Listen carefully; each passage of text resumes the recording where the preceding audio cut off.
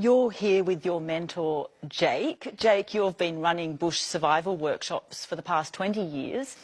Oh, as soon as my mum put me on the ground, she reckons I went and found a stick before I could walk, and I started digging and looking for grubs, and both my parents smoked cigarettes, so I'd pinch their lighter, don't do this at home, kids, and make a little fire and start cooking various little creatures that I'd find, and I turned 49 today, 45 odd years later, not much has changed. I'm a part of an international group of people who are really trying to shift the energy on the planet. And last year and the year before, I took part in ceremonies over in Peru to help with the energy on the planet. We're living in a time of duality and polarisation and separation, and it's time that we came into oneness. And the energy work that we do is actually to help move the old energy off the planet and bring in the new energy, which we call the new reality. And I actually believe that we're living in two realities right now. We've got the old reality and the new reality, and some people call it the new earth.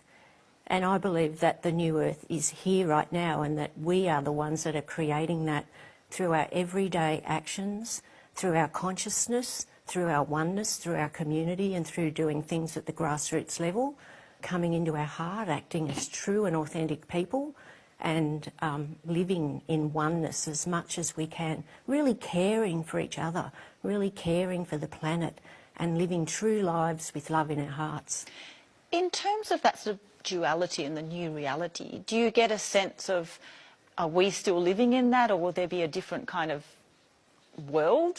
There are people that have no idea of what's really going on the planet, and there are those that have become aware, some people call it awake, and they understand what's happening on the planet. I've heard many different hypotheses about what will happen. There's another planet waiting, so when the shift occurs, that there will be some on the planet that will be taken to this new earth.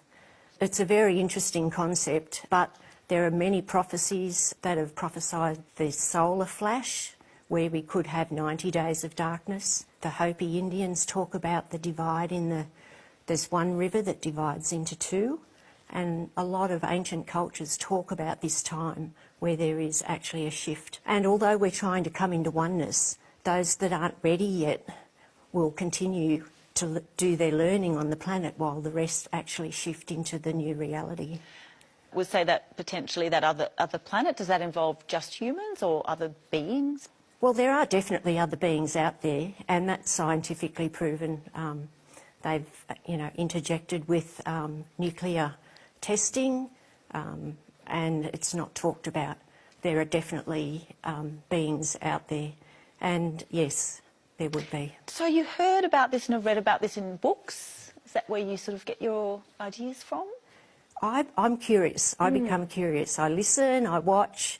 I usually go off mainstream. I look at factual things. There are a lot of people out there that say a lot of different things are happening on the planet.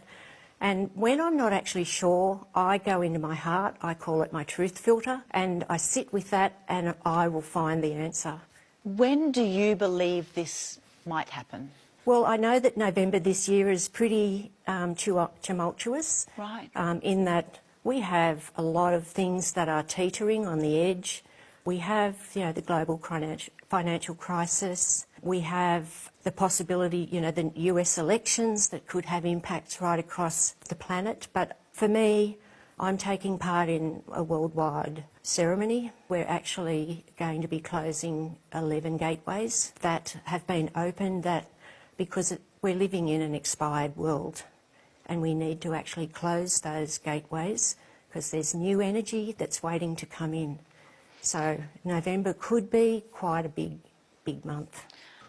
Vicky, have you shared your views with your family, how you feel about the world and potentially November?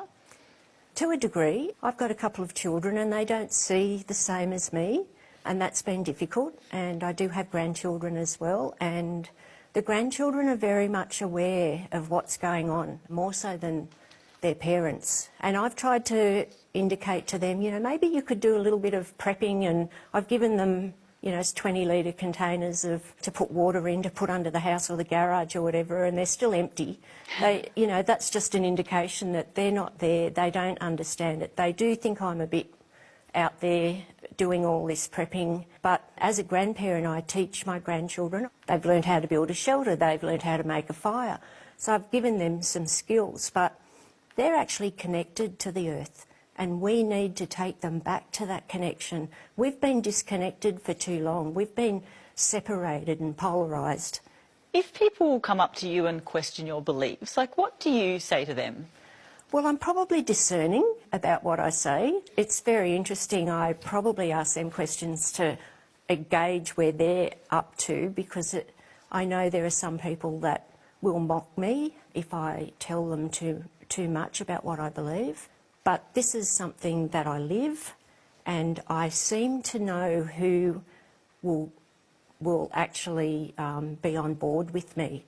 I seem to, whether it's a certain vibration that they hold or whether it's certain energy that they have, I seem to know, and I don't care really.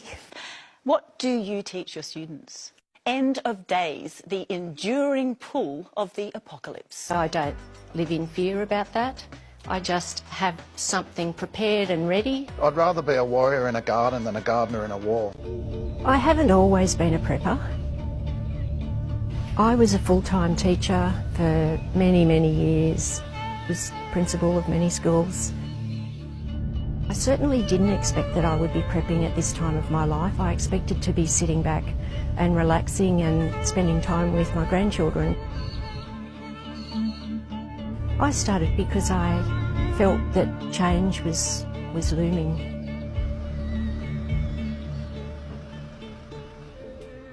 So if something went wrong, I could probably live out of the van at least for 6 months.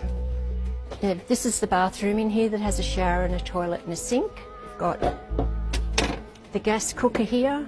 I put solar panels on the roof so I can be off-grid. I still need to get a diesel heater in there.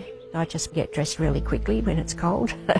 You learn to adapt to it all, and that's the thing, you need to learn to adapt. The bed actually comes down. Every prepper should have a walkout bag.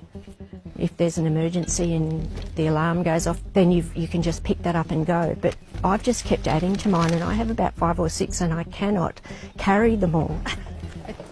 Prepping isn't about stockpiling and putting things aside. This is a multi-tool. It's learning new skills. This is an outdoor... Oh! I've learned bushcraft. I'm learning herbal remedies and medicines. You can prep not just physically, but you can prep spiritually.